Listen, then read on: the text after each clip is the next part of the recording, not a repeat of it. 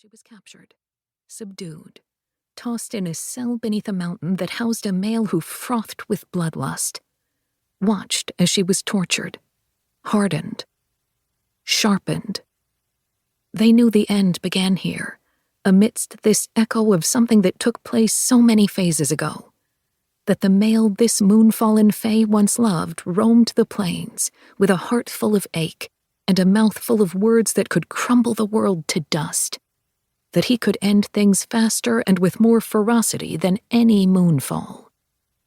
That fate was working against them to make things right, herding them into a corner too small and suffocating. They didn't fight, for they knew they were in the wrong, knew that if they did, they would lose. For the day they laid their little trap and tore Kalis to shreds, packing him into a cage that crushed him into a screaming mulch, there was but one thing they hadn't counted on, something bearing a potent strength that would forever go unmatched. Love. Chapter 1. Khan. I feel around the cold, calcified ridges of a jagged hole in Slatra's side, a particularly sharp edge nicking the tip of my finger. Pain barely registers, the sensation akin to the song of a lost friend, treasured almost. Many of the scars on my hands attributed to this beautiful silver moon. To her. With slow steps, I move farther around the bundled moon plume to another hole. This one so deep, I can fit my entire arm in and only just feel the back. Something I check for the 1,000th time, making sure the shape is clear before I move on to the next. Imagining I have the missing pieces in my hands, setting them back in place. Not a want. Not a simple desire to finish the job, like completing a complex puzzle, but a soul-deep urge that's propelled me since she pitched from the sky, pervading my dreams and every waking breath even after I found Rave, beaten and bloody in that cell. I press my palm flat between Slatra's closed eyes.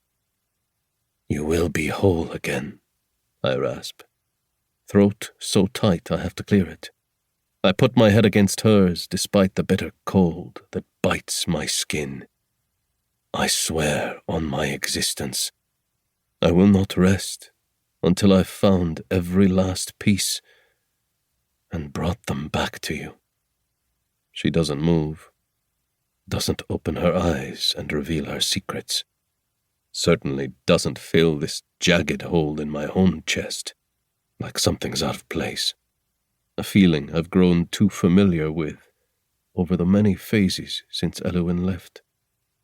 I look down into the smooth hollow that cradled her before she hatched as Rave, and a different sort of hurt flares in my too soft heart. Impossible to ignore. My thoughts drift to her whereabouts, to how Lyri howled and howled once she seemed to realize Rave was gone. That Rave had left her here in the burn, had chosen to chase revenge on her own, to step away from love. I felt every high-pitched bay through the fibers of my being. Still do, whenever I step foot in that cavern, or let Raigon's thoughts filter through me from where he's nesting at the mouth of it. Though the small moon plume seems to be howling less now, like she's giving up. Somehow that's worse.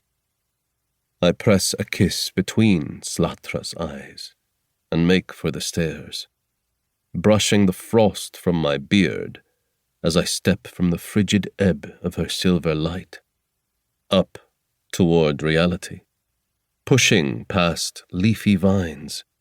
I exit into the balmy air grown heavy from the storm, now rumbling in the distance, past sodden blooms dripping into puddles. To keep listening to this audiobook for free, click the link in the description. It will take you to a free Audible trial where you can listen to this and many other books for free for 30 days.